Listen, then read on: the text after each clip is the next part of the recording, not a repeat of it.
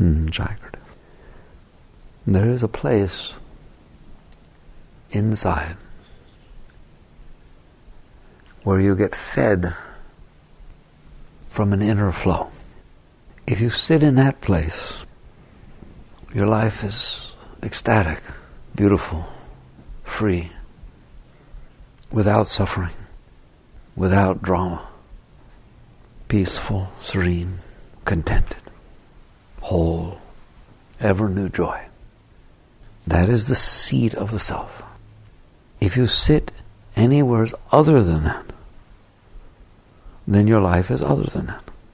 It's tumultuous, it's moody, it's fearful, it's anxious, it's needy, it's human. One seat, you're divine. The other seat, you're human. You have to decide how you want to live this life. It is your choice. You can blame or credit anyone you want, but when it's said and done, it's your choice. Both seats exist inside of you. The seat of consciousness and the seat of humanness. All you have to do is center your consciousness on your seat of self, on your seat of being, on your seat of awareness of being, and you will start to experience what we're talking about. All you have to do is move your consciousness for a moment out of your seat of being, and you will experience turmoil, problems, issues, mind, drama. So it's that simple. How do you want to live your life? How you want to live your life is not dependent upon life. It's dependent upon your seat of consciousness. To the extent that you think that life must change for you to be okay, you're lost. And you will remain lost until you understand that you must change for your life to be okay. You must shift the seat of your consciousness out of the psyche, the human psyche, into the contentment of awareness of being. How does one do that? If you spent your whole life studying the answer to that question, you would always come up with the same answer. The real answer is you have to want. Techniques and stuff that is so secondary and so minimal that you have to want to is 99% of it. It's a measly, at the most, 1% how. Once you want to, it will happen. If you had no teacher, if you had no teaching, if you never read a thing, but you wanted to, you would. And if you studied everything there was to study and learned everything there was to learn and met all kinds of saints and sages and did pilgrimages to all kinds of places, but you didn't really want to shift your seat, it wouldn't. So it's the only thing worth talking about, is do you want to? And the vast majority of true teachings are really about why you would want to, not about how to. Because there's no problem how to. It just happens. One of two things happens that causes you to really want to. Either you suffer. You have so many problems. You have so much turmoil. There is so much disturbance that you don't want to live like that. And you've tried finding alternatives by changing people, places, and things, but you just end up suffering more. You just end up having more problems because you were already having problems. Now you decided if this person does this, or if this situation does this, or if only I could do that, I wouldn't have problems. Then you have problems with that. And so you've compounded your problems. And you eventually can reach a point, it's rare, but you can, to where you just are beside yourself. And you just say, I don't want to live like this. I don't want to suffer, period. Isn't there some way not to suffer? It's not worth it. It's not worth even getting what I want. That's what you get. It's not even worth getting what I want. If I could make a list of every single thing I wanted, it wouldn't be worth getting it. Because I've already seen it doesn't end suffering. It's just another list and then another list and another thing. There's always something wrong with it. It never does what you think it's going to do. It doesn't solve the inner problems. And so now you have a choice. Either you go into some deep depression that you can't get out of, or as your last gasp of hope you say, is there some other way?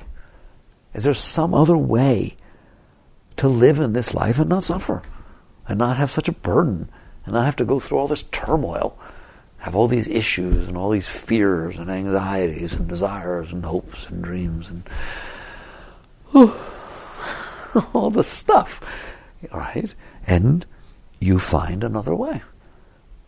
And the other way is to sit in the self, to find your seat in your being. And because of the suffering, it can sometimes drive you to really want to. But it can't be half-cocked. It has to be really want to. I'm really done with that. And if there's another way, that's what I want. That's one way you get awakened, pushed. The other is you're blessed with having a deep spiritual experience that awakens you to realize that you don't have to suffer.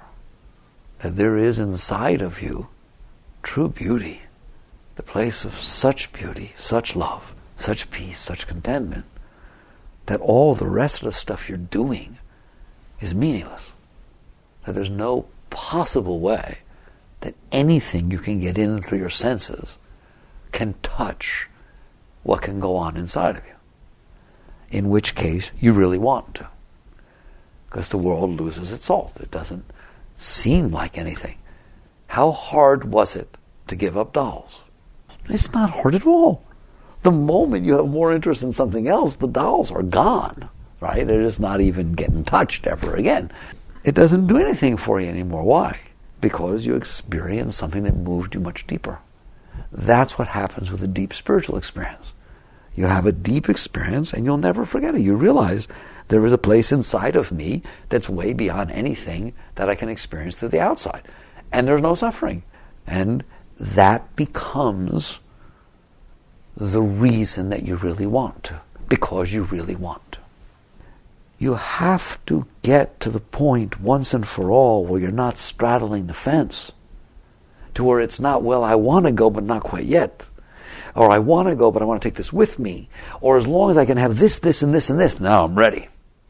Then I'll go. No, it ain't going to happen at all, ever, if that's your attitude. There's no compromise here. It's an all or nothing situation. You're either living in your spiritual being or you're living in your human being. It's that simple. I think how you help yourself want to, really want to, you can't force your consciousness to want out, but you can pay more attention to what's going on. You can notice how fickle your psyche is. You can notice how absurd your mind is, that tells you it wants this 1 minute, then that another minute, and not the same thing it said it wanted 5 minutes ago, 2 minutes later. And you sit there and you look at it, and you hold it accountable. You look right at it and you say, now how in the world am I going to find peace if you're like that? You would drive anybody crazy. And you look at it and you realize, I don't want to be crazy. I don't want to be like that. And so I have to separate myself somehow from this craziness that's going on inside of me. That's how you wake up. If you pay enough attention to your mind and to your heart, and you realize that your mind and your heart are driving you through life, and they're crazy. It's that simple. They're crazy. They don't know what they want. You don't know what you want. You like to think you know what you want. You like to act like you know what you want. But you know darn well you don't know what you want. It could change in a billionth of a second. Somebody look at you the wrong way, you change what you want. Somebody not say hello, you're a totally different person toward that person for the rest of your life. That's not very solid stuff. You see somebody else who looks happy, all of a sudden you're not so sure whether you're happy. Oh, I thought I was happy till I saw Jonah. It's like 8 million things happen a day that make you question your whole being. It's so funny. How hard is it to blow you off course? There it is. I'm feeling really good about myself. I'm really going to do this. Are you sure? It doesn't look... You don't like it? What do you think I should change? That's how hard. And you realize there is no solidity in there. It's crazy. You have to be willing to watch it. You have to be willing to not get in there and side with it and think, now I know. You don't know anything. She's nuts. He's nuts. You've seen it 1 billion times. What it's trying to do is find some solidity to make decisions, but it's just rationalizing what it thinks it wants. How many times have you decided and you went 3 steps out and you realize, and you come running back? It doesn't know. That's the main point I'm saying. It doesn't know anything. Now, in this society, you're not allowed to not know. It's unacceptable. It's weakness and so on, right? A yogi, not only are you allowed to not know, you got to be hanging out with truth. If you want to find truth, you have to hang out with truth. The truth is you don't know. You don't know if you're coming or going. You don't know what you want and what you don't want. There is no solidity there. That's why you have so much trouble making decisions. If you will sit in the witness and watch this, it will inspire you to get out. You see, they don't understand there's an out. And so they basically say, if you got to live in there, make it nice. Make believe it's this, make believe it's that, tell people this, build a self-concept, get it as solid as you can, practice assertiveness, do your thing to make this thing more solid. If it was solid, you wouldn't have to make it solid. Its nature is it's full of holes, and you're lying to yourself if you think you've built something solid there. It'll get knocked over soon, don't worry. It can fall apart in 1/1000th of a second, the entire little house you built in there, can't it? All it takes is for one thing to happen that you didn't expect, and pain and suffering start where there was all this solidity. How solid is it in there? That's how solid it is. Anything could blow it down, can't it? First, have you seen how easy it can collapse? Yes or no? Has it ever fallen apart on you? Most of you guys have been around a block. You ever thought you had it all together and there it is, you build the whole thing on that, and all of a sudden the foundation falls down, the whole thing falls apart, and you're left standing there and it's all broke? Good. That's a good thing. Why is it good? Because it's the truth. I said there were things you could do that will help you get to the point where you really want to shift your consciousness. I'll call it out, where you really want out. This is the sort of thing that does that. Pay attention. Stop lying to yourself. Look at it. Not just look at it now. Look at it across the span of your life. Look at what it's done to you. Look at the advice it's given you. Look at its behavior. Tell me it's solid. Tell me at any given moment it couldn't fall apart. If you see this and you watch this, earnestly and honestly, something deeper inside of you will say, I really don't want to live there. But you're not saying it about your husband or your wife or, living in New York or outside or your job. You're saying it about where you're living inside. And you just basically say, I don't want to live there. Is there some other place to live? And the answer is yes. Yes, there is another place to live. How do I get there? It's very simple. By not living where you live now. It's not about thinking about another place and picking up your stuff and moving there. It's about watching where you're living now and saying, not this. Well, what the not this does is to say whatever is being said about where you're living now is not where you want to live. You know that. And so you let it go. You don't side with it. You don't participate in it. It gives you all this advice. It tells you what to do. It makes up its mind. Who cares? Who's interested? If you don't want to live there, then don't live there. That's how you don't live there. You don't move. Give me some clues here. If you move, what you're going to do is build just another self-concept and move your consciousness there. Oh, I used to believe in this, now I believe in this. The process is exactly the same. You're just building another self-concept and hanging out there, and that one will hang out to dry very soon also. It always seems promising while you're moving, till you get there. It's another place of falseness to be neurotic from. All right? That's a big clue. Don't move. Don't move from one self-concept to another. It takes a very long time to do that, and you gain nothing. Nothing. It will betray you just as much. Instead, you look at it for what it is, and you see it as psyche, as mind, as a disturbed heart. And no matter what it says or what it does, you just watch it from the witness. And you see what it's saying and doing, and you never ever buy in again. If you want out, you can't be in. And the way you don't be in is to not buy into what it's saying. Now, no matter how many times they say that to you, you shake your head, you're still going to buy into what it says until you're out. But you can get out. And there can be a place in which you will never ever buy into what it says ever again. How? Why? You who's watching it are not it. You who's not buying in are obviously not what you're not buying into. You're separate. That's why you're able to watch it, give its advice and do its talk and make its decisions, all of which are very tenuous and weak. You're able to watch it do that. You're able to know that the things I'm talking about are true because you sit back there and you watch.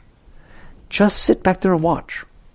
And the next time something comes up that's strong enough to try to pull you into solving it by getting in instead of solving it by getting out, don't. And that's your path. That's your whole path. That's beyond meditations, beyond mala beads, it's beyond spiritual journeys to India and the Himalayas.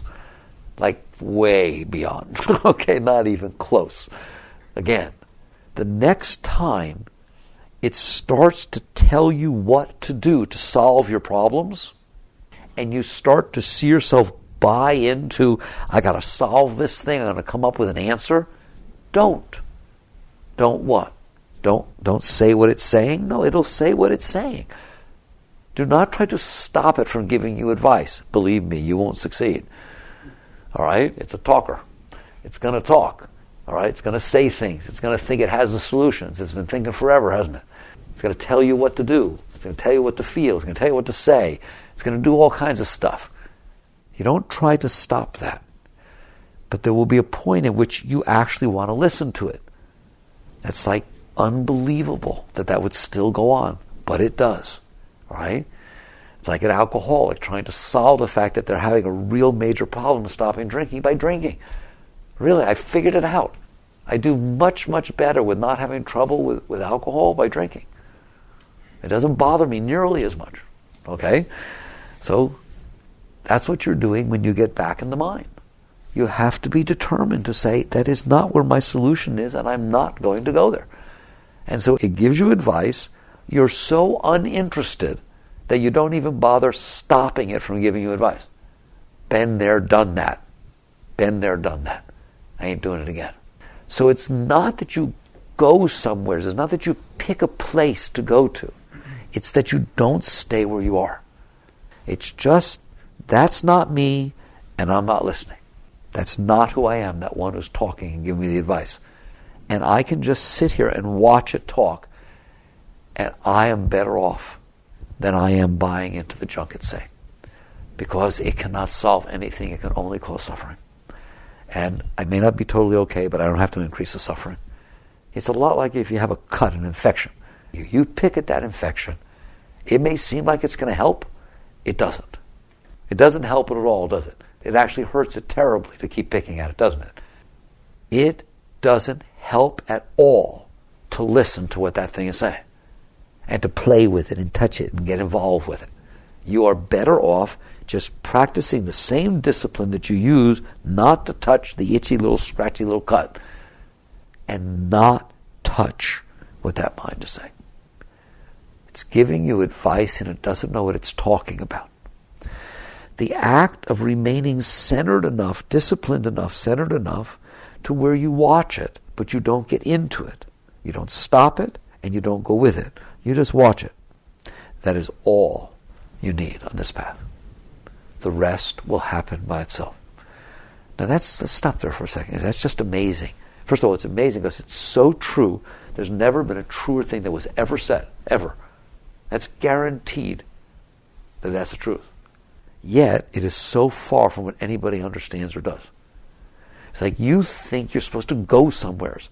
You're supposed to figure out the truth and then go there.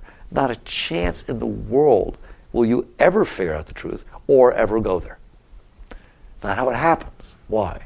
The part of you that's thinking about it and the part of you that's doing something to go there is the very part you have to leave to get there. All right? So it's not going to happen. You can't use the mind to get rid of mind. You can't use will to struggle and fight in order to be free. Right? Struggling and fighting is struggling and fighting. Peace and freedom are peace and freedom. The only way out is through the self. Period. Only through the witness consciousness, through that seat of awareness, of objectively observing your own self and sitting here saying, thank you, but no thank you. All right? I've seen you before. I've seen this. I don't need it.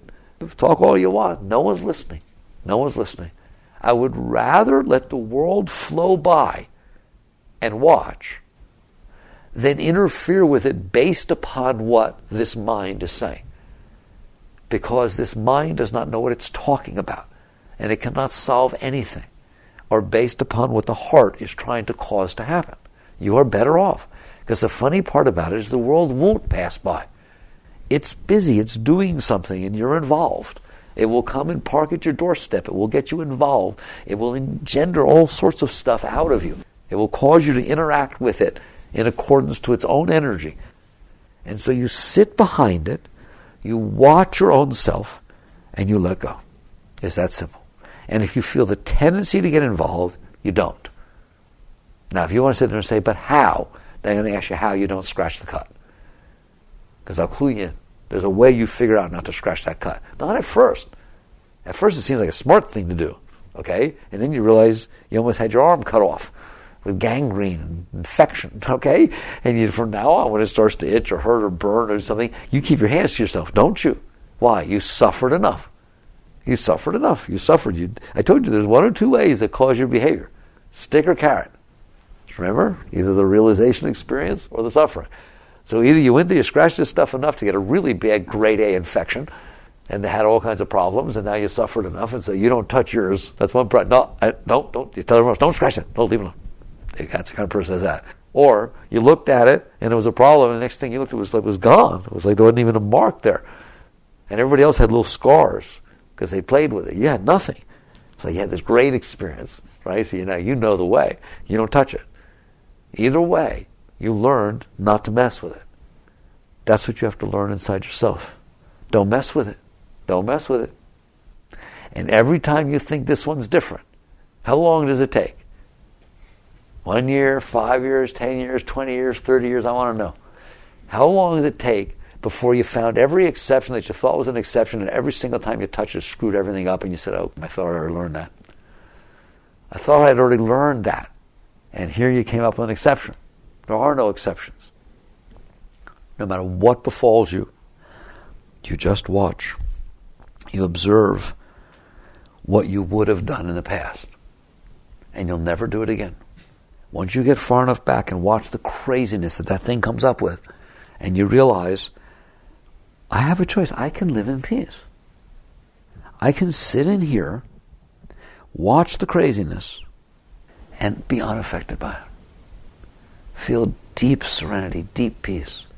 And once you feel deep enough peace and serenity, from behind you, not in front of you, all this stuff we've been talking about is in front of you. You'll notice that when you see your thoughts, your feelings are all in front of you. Your peace, you feel centered with you. When you are in that peace enough to where you don't get involved with what's in front of you, you will start to feel something behind you. You never knew there was a behind you. Nobody ever dealt with behind you before. Everything you're dealing with is in front of you. I swear, you'll notice that. You'll notice your thoughts are in front of you. Visualize a candle burning. Where is it? Behind you? No, it's right there. Is it really? Could be anywhere. It's just visualization. Why is it always there? Because you are hypnotized into looking in front of you. That's what you do when you look outside, so that's what you do when you look inside. There's no eyes in there that have to look forward, guys. but you've never looked behind you. Nobody looks behind them, even inside, all right? Until you let go of looking in front of you. You don't look in front of you. You're not interested in what's in front of you. You lose your interest in the world. You lose your interest in your psyche. And so you feel then the presence of the self, which is your center. You start to identify yourself as the one who's watching instead of the one who's being watched. And so when the mind gives advice, you should really go over there, you're watching it do that. You're not your mind. You're the one who watches the mind. When the heart feels all scared, you're watching it feel scared. You're not the scared heart. You're the one who's watching the scared heart. So your center of consciousness is already shifting. It is shifting back to the self. You who's watching instead of what you're watching. That's all. It's your true self. It's you. I don't know what words you want to use, all right? It's who you are. It's who's in there. It's you who watches your thoughts, you who feels your heart, and you who looks through your eyes. Who are you? In there? Sure you are. And you start to hang out with that place inside of you. When enough energy and consciousness builds up there, which can only happen because it's not building up somewhere else. That's why I can say, I don't want to be like the only way type guy. But I sat there and said, it's only by going through the witness you can get out. Why? Because if you're not putting your attention on the witness, you're putting your attention on something other than the witness. That's like my saying, the only way to go out the door is to aim toward the opening, that one on the wall. There are lots of other places you can aim, but you ain't getting out. All right? Your awareness needs to be drawn off of this craziness that's out in front of you so that it can center on who you are. If you want to get out, you first must center on your being. So you stop paying attention, I don't know how else to say it, to the noise down there. When you do, you feel where you are is more in your center. They say you get centered. Your awareness of your being is more in the center than it is out there. When this happens enough, something will open up from behind. It'll be a flow of energy. It'll be a sense of joy. It'll be a rush of love. Something starts to open up from behind where you're sitting. That's a very great experience. All of a sudden, there's a whole nother universe for the consciousness to relate to.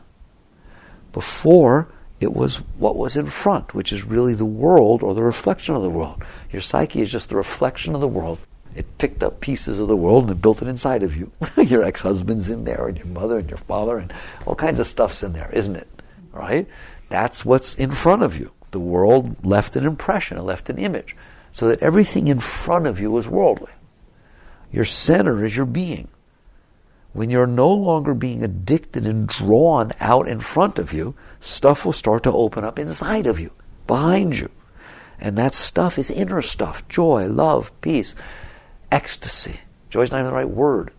What is ecstasy? It is a constant flow of energy pouring up spontaneously inside of you, wave after wave after wave, until eventually it's not even waves, it's one steady rush that draws your consciousness into it. It draws your awareness into it because it's so beautiful. What do I mean draws it? It pulls it behind you because that's where the energy flow comes from, behind. The more that happens, you can bet the less interest you got in what's going on down here. It's like, who cares? It was a mess anyways. So now you have a choice. Ready? Door number 1, suffering, burden, decisions, anxiety. There it all is. Door number 2, ecstasy, complete burdenless existence of moving into deeper and deeper flows of joy. Which one do you want? That's what it boils down to. Once you sit in that seat of center, that's what happens. Heaven and earth are set infinitely apart. All right? What goes on inside of you is heaven. It's beautiful. It's who you are. It's your birthright. It's the Garden of Eden. It just spontaneously and automatically feeds you. There's nothing for you to do. Or hell. I wouldn't even say heaven and earth, heaven and hell.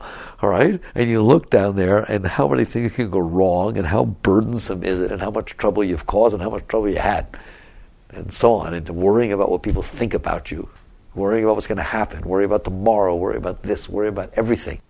Who wants to live there? Why would you want to live there? when you can live in ecstasy. And so once you catch on to this, you get this sense deep inside of you that there's only one thing your life is about, and that is getting out. That's what it's about. That's your journey. Then you have to use it for that. That's what we always come down to. I told you 99% of this is you have to really want to. Part of really wanting to is that you actually use life for your liberation. It's not that you just tolerate it. It's not that you put up with it. It's not that you renounce it. It's not anything like that. Since what you really want is to get out, then you use everything around you as a means of your liberation. And life is your greatest source of liberation that could ever be. Why? It goes about its business, and either it does or it doesn't hit something inside of you. That's simple. If it doesn't hit something inside of you, then it leaves you free to drift back because nothing's drawing your consciousness. If it does hit something inside of you, it will try to draw your consciousness to what it hits, if you haven't noticed. I will start to disturb your mind, and disturb your heart, and your consciousness will try to jump in and get all involved in what the heck happened there. If what you want is out, you don't. You don't what? You don't get involved in what happened there. You don't try to stop it. You don't try to blame anybody. You don't try to do anything. You just notice that, something got hit. Thank God. Thank God something got hit. Thank God. No, but you don't understand. It really got hit. Thank all the gods and goddesses that could ever be. If there is something in there, you want it out.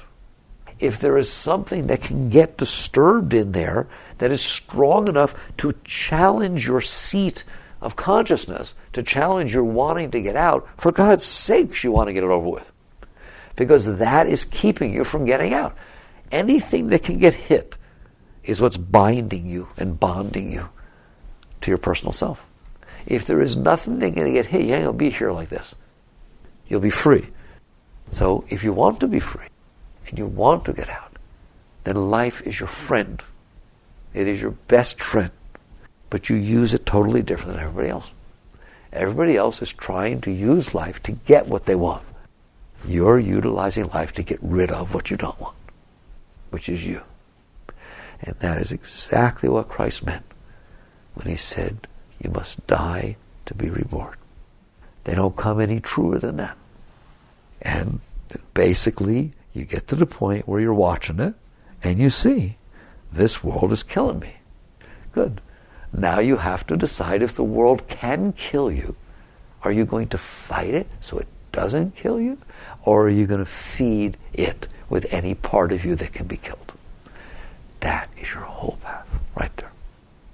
And I want to know is if you're not already doing what I just said, which is under every circumstance, with no exceptions, ever, every single second, taking any part of you that is getting hit and feeding it to the world and saying, you want a piece of me? Here.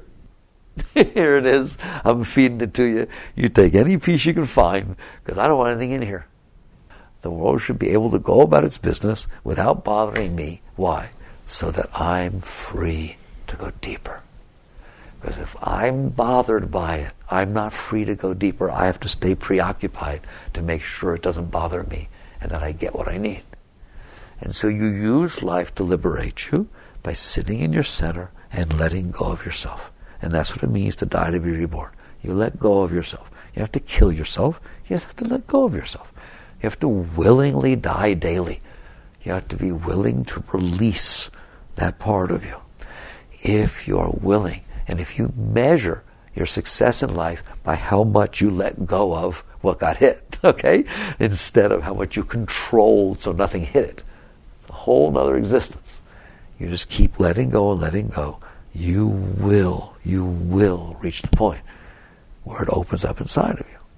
Once it opens up inside of you, it's over. And when it opens up inside of you and you feel that joy and you realize that you have a teacher inside of you, the guru is inside of you, it will draw you back into it and you will know what you need to know. Everything will be clear when you start to live in this energy that flows up inside. And again, you go to the Bible. I will send unto you the Holy Spirit, the great Comforter, and through this all things shall be revealed unto you. And you go, oh, that's what that's talking about. But it's not until you actually have the experience and get to know that flow inside that you realize that's more than a comforter. It's an ecstasy maker, all right? And you don't have another problem. It's just your burden is light. It's filling you with this, right? And everything gets revealed to you. Because as you sit back in this, everything gets clearer and clearer, clearer and clearer, and it is your path up. The Spirit is your path up. And so again, you just see it's all there. It's all there. The question is, who's willing to go? Who is willing to stop playing around with their personal self? And just sit there and say, I'm not interested. I don't care what you want. Don't come up with good reasons why I should listen to you, because I ain't listening. It ain't got nothing to do with good reasons. This ain't about logic. But didn't it make sense? Who cares? It's got nothing to do with making sense. Either you want out or you don't. If you don't, you won't. Don't worry. Nobody can pull you out. Until you're ready to go, you ain't going anywhere.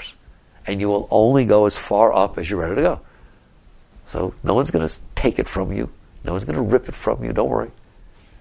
But you can stay there and suffer if you want. So this is your path. You have this choice of which life you're going to live. Do you live the life of liberation, or do you live the life of bondage?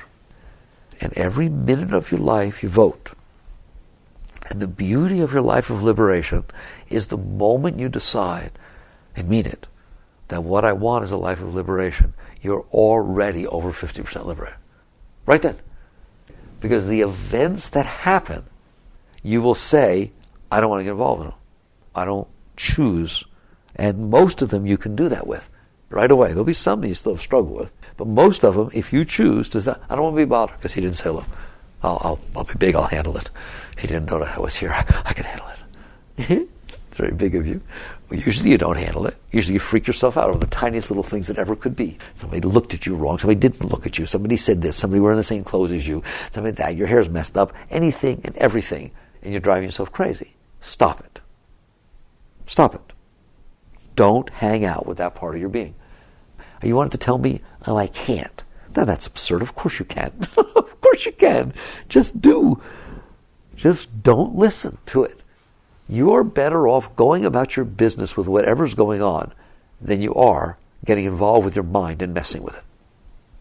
You hear me? There's not an event that can take place outside that can cause you the damage that your inside causes you. Not even close. So you just let go. You let go and let God. You permit the outside to unfold however it must. Don't put time limits on it. Don't put qualifications on it. Don't do anything. Just be what you want to be. Go about your business. I'm letting go of me. And if you're bothering me, you can have a piece of me. Then something meaningful is happening. If it's bothering you, then it's meaningful. If you do this, the rest will happen. It's guaranteed. Period. It's none of your business, but it's guaranteed. Spirituality is not something you do. It's something you are. You just permit it to be. That's a very different thing.